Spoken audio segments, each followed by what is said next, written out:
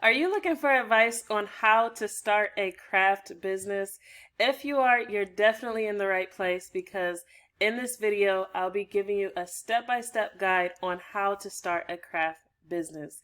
So if that's what you're looking for, definitely stay tuned. Hi, I'm Tiffany Domina, and I'm the founder of HotEntrepreneur.com, where the mission is to help you start a business from idea to full-time income and from full-time income to enterprise. So in this video, we'll be talking about how to start a craft business, and I'm hoping that you stay tuned and subscribe to this channel if you're interested in hearing more about how to start a business from idea and grow it into enterprise. So definitely stay tuned on the channel and come back for more episodes. Now, the COVID pandemic has impacted so much more than health. With the recent pandemic, many people have lost their jobs, many people are working from home, and lots of people have time on their hands. So as a result, there's been a resurgence of crafting. Sites like Pinterest, Etsy, and Google are seeing more searches than ever for DIY and crafting topics. More people are looking to do things themselves to cut back on expenses, and others are looking for opportunities to make money in new and creative ways, and you might be able to relate. So if you're here, it's likely that you're passionate about crafting and you're trying to decide if you could craft and make a living at the same time. And I'm here to tell you that absolutely, yes, you can.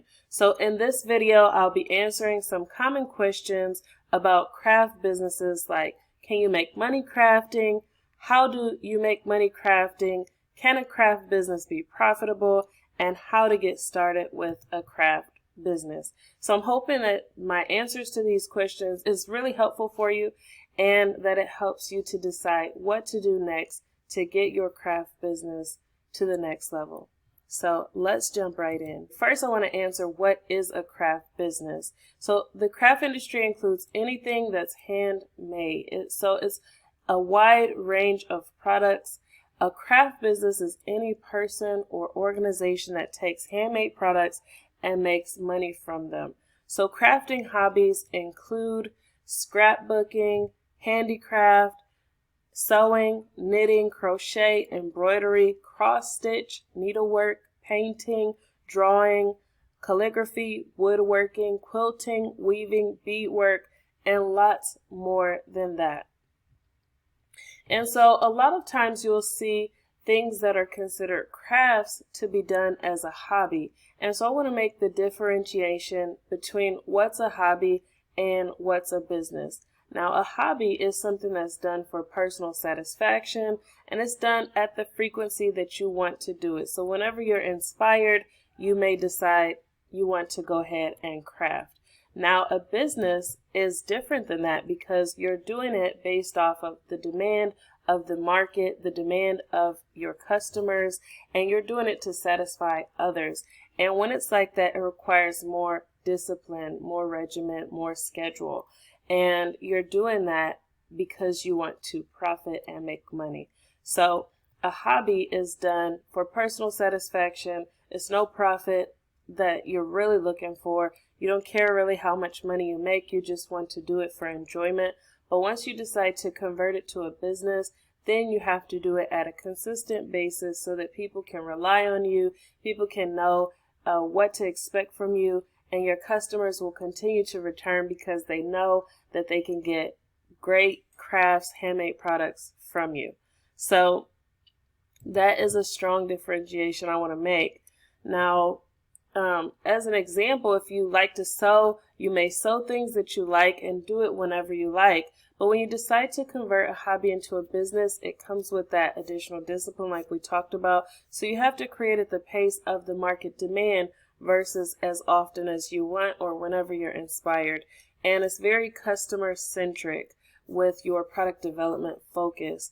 And you have to be a lot more disciplined, and there's legal liability surrounding the products, how much it costs to ship the product, how much are you selling the product for, how are you selling the product. There's all of those things to consider in order to convert it from a hobby to a business.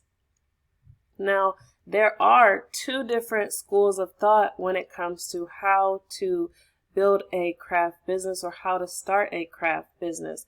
There's the traditional way, and then there's the modern way. Now, just a decade ago, the process for starting a craft business was much different than the opportunities available today. The traditional process meant that you would build an inventory, you have to create your crafts in enough volume that you have something to sell.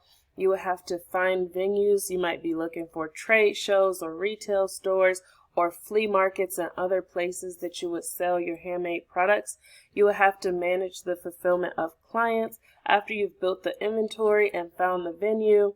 Then in a traditional handmade business, you need to manage client satisfaction, billing, shipping, returns, questions, and other client support tasks. And then you'd also have administrative tasks. So you have admin tasks like patents, copyright, trademarks, incorporation, budgeting, accounting, and coordinating events, and lots of things like that. Now things can be done a little different because we have a lot more technology and ways to automate the processes. And because of the growth of the internet, startup entrepreneurs are entering into craft businesses with less overhead costs and larger potential markets. So now, rather than solely crafting for a local flea market, it's possible to build an audience, sell them online, and reach people all over the world. And the opportunities as a result are much different. So the amount of inventory required by a traditional craft business is no longer required today because you can create products based on the demand you're receiving and the actual purchases that are coming in through your store. Online shoppers simply need an image that represents the handmade product you'll be making and a good description, and they can decide whether or not to purchase. And this saves you a lot of time and money because craft business owners don't have to create lots of inventory to see what will sell versus what will not. For this reason alone, the startup cost of a modern day craft business can be reduced drastically. So now, rather than paying fees for venues and inventory, you can focus more of your startup budget on advertising, setting up a website, and getting the word out online. Now, can a craft business be profitable? Like businesses of other types, a craft business can be profitable. The income and the expenses and the sales volume are what you have to keep intact in order for a craft business to be profitable.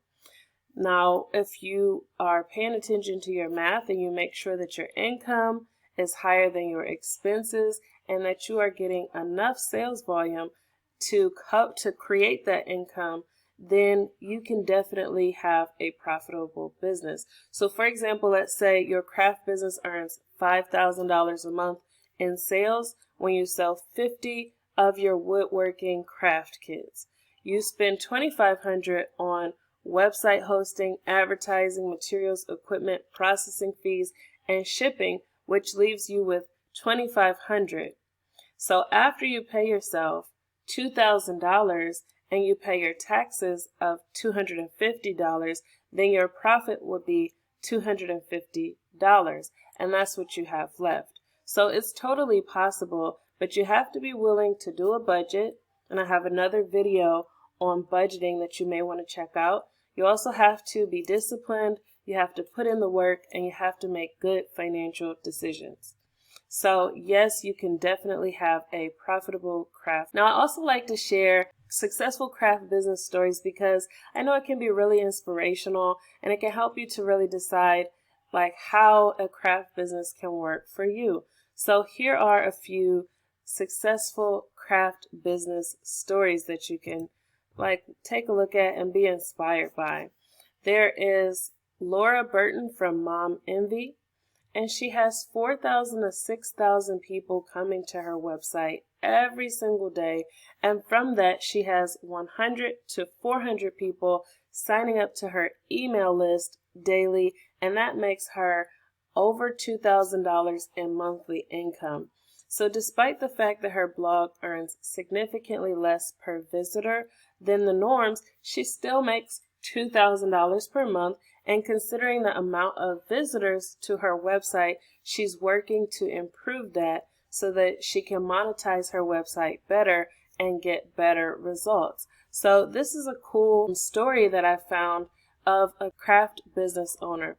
Then there's another craft business owner named Sarah Titus, and she sells printables to help with home organization, productivity, and entertainment. And she started building an audience online, and later she began selling printables. Her business earns more than $200,000 per month with her crafts. Can you just imagine $200,000 per month with crafts? Now, those are two wide examples, and definitely there's no guarantee for success for anyone, but I do want you to know that if you are actually taking into consideration what is in demand and you supply something that is in demand that solves a problem for people with your crafts, then you can definitely run a profitable craft business. Now, you might be asking, at this point, you might be asking, so how do I get started? What do I do? And that's why I have a step-by-step guide here that I want to go over with you to let you know what you should do to get started with your craft business. So let's jump right into that.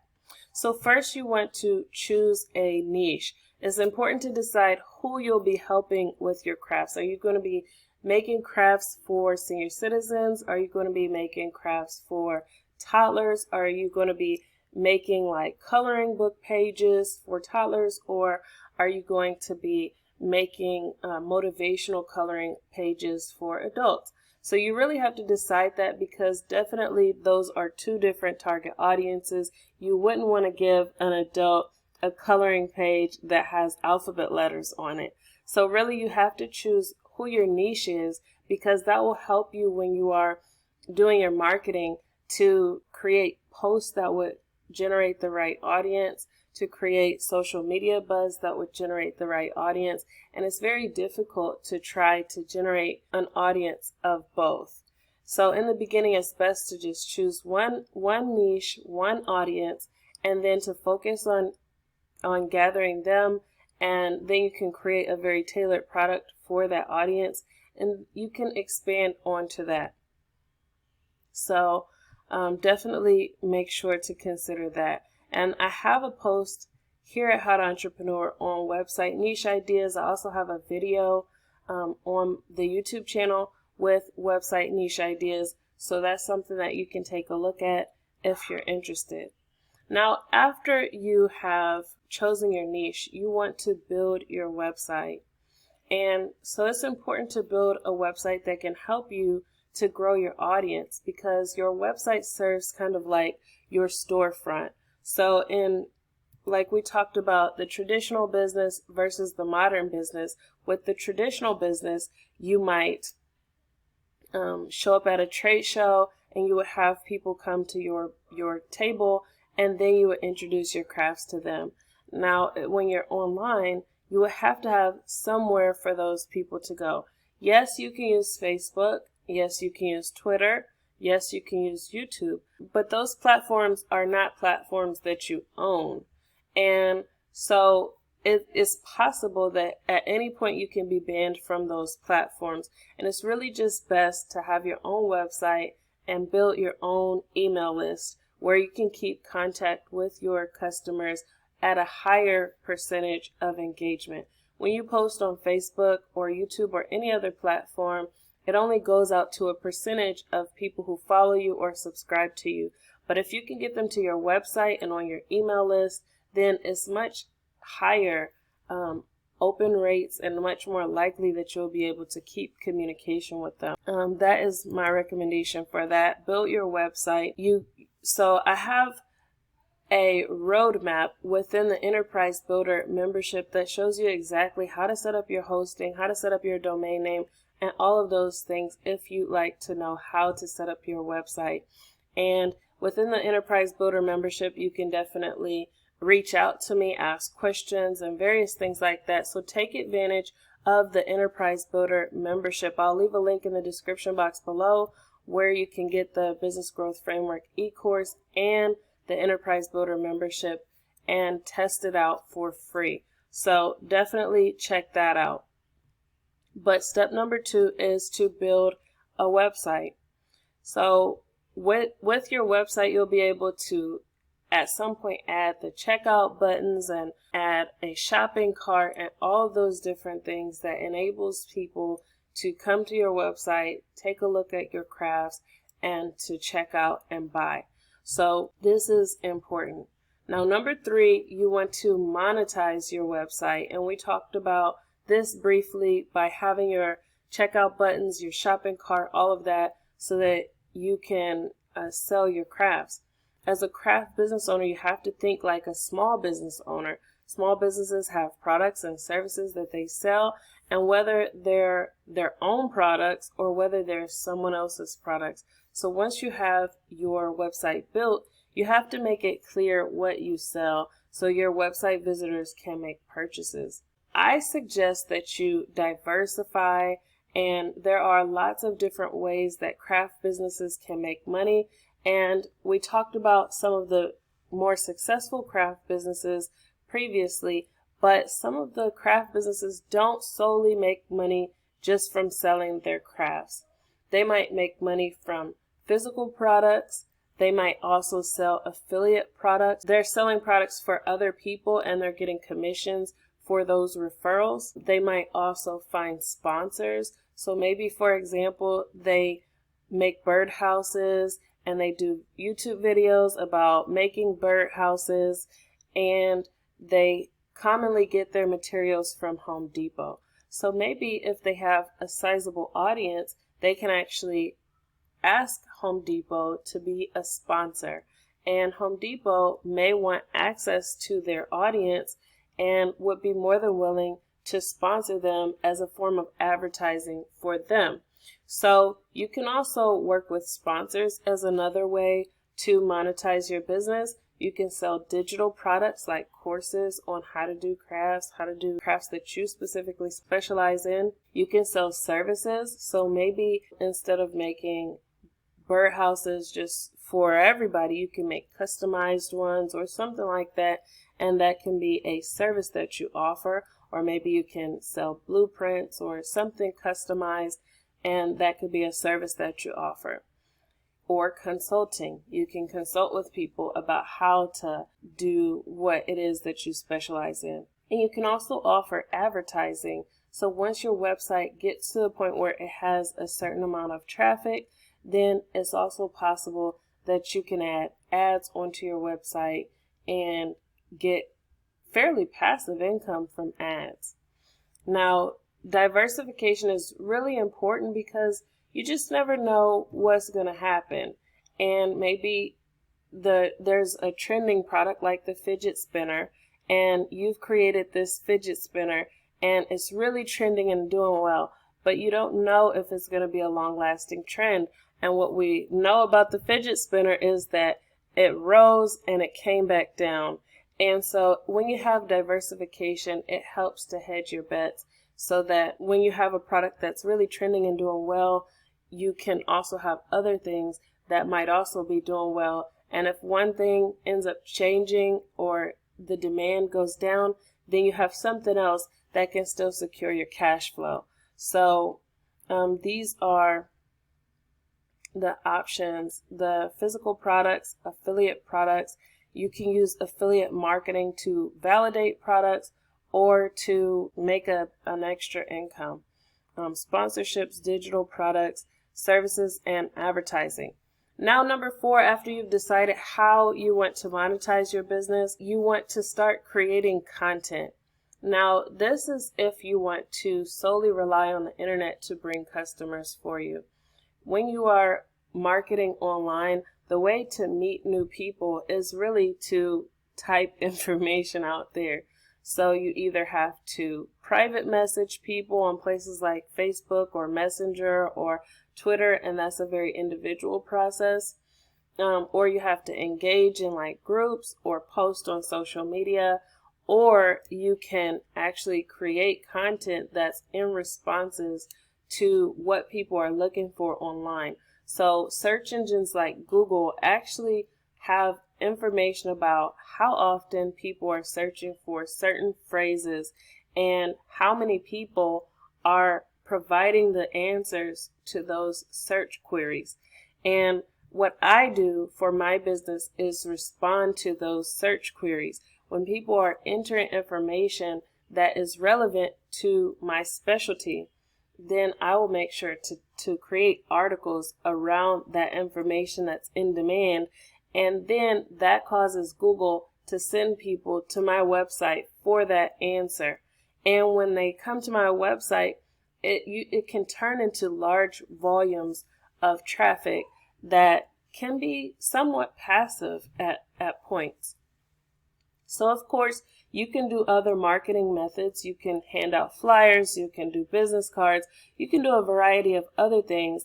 But if you want opportunities online and if you want your customers to come to you online, one sustainable way of doing that is to create content. So like where you're watching this video here, this video is one way of me creating content so that you would know more about me and more about How to Entrepreneur and the Enterprise Builder membership. You can do the same thing to inform people about you, about your crafts, and about the products and services that you sell.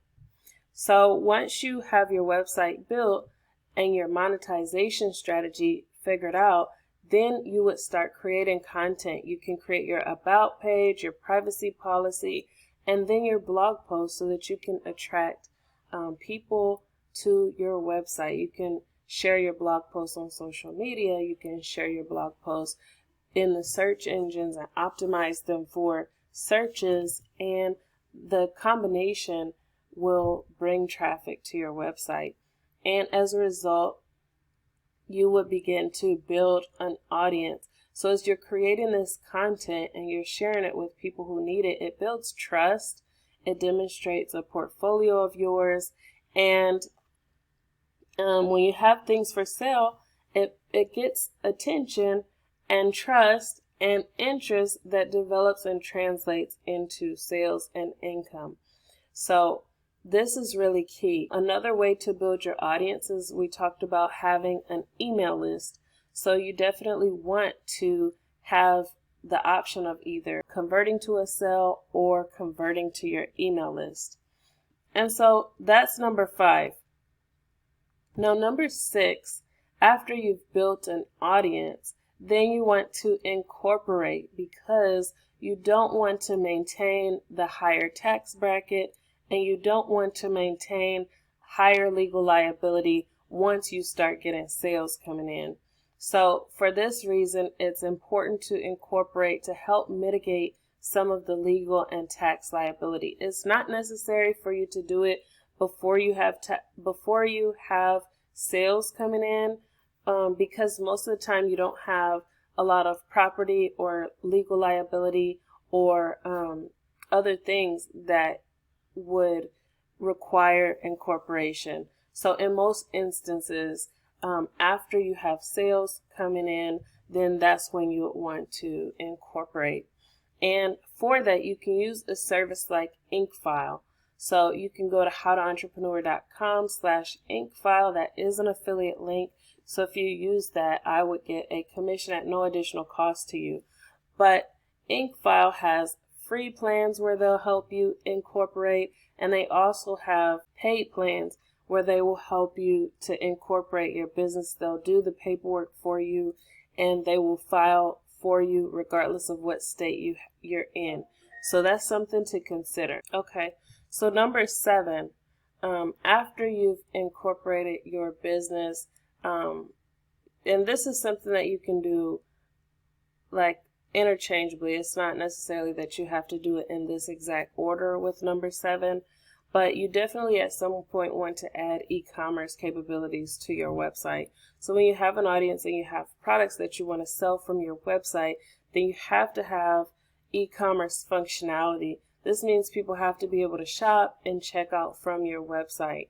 So e-commerce solutions typically add on to your overhead costs, which is why I haven't recommended it prior to you getting sales. And so For me, I actually started with selling other people's products through affiliate marketing first because it helped to keep the overhead costs low, and through affiliate marketing I was able to build revenue that I could reinvest into e-commerce and the cost that it takes to sell my own products and services.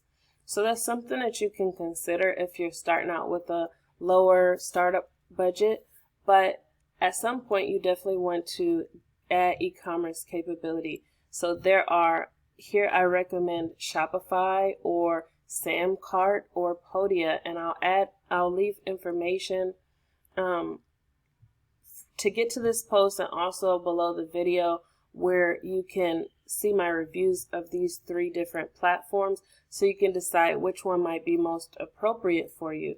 But each of these 3 platforms can be very helpful depending on your situation. So like I said, Podia, Shopify, and Samcart. Now, number 8 is to make money, because once you have your website built, you have people coming to your website, you have your e-commerce set up, you're incorporated, all of these things are in place, then the sales should be coming and you should be making money. And that's the overall goal of having a craft business, is to make money and also to make impact. So you came here looking for advice on how to start a craft business, and I'm really hoping that these steps that I've outlined here are helpful for you. And if you need more guidance, support, training, accountability as you're growing your craft business, I'd love if you'd stop by How to Entrepreneur and join the Enterprise Builder membership. Now, it's a fun place where you can network and talk to other like-minded entrepreneurs. I meet with the entrepreneurs just about weekly, live, and we talk about various things. There's also training and other things that you can see. So definitely stop by How to Entrepreneur and check out the Enterprise Builder membership. I'll have information about it in the description box below. Now, that's all I have for this video. I really hope it was helpful for you, and if it was, please leave a thumbs up. And also subscribe if you like more information on how to start and grow your business from idea to full-time income and from full-time income to enterprise. I hope you have a great day, and so long. Bye.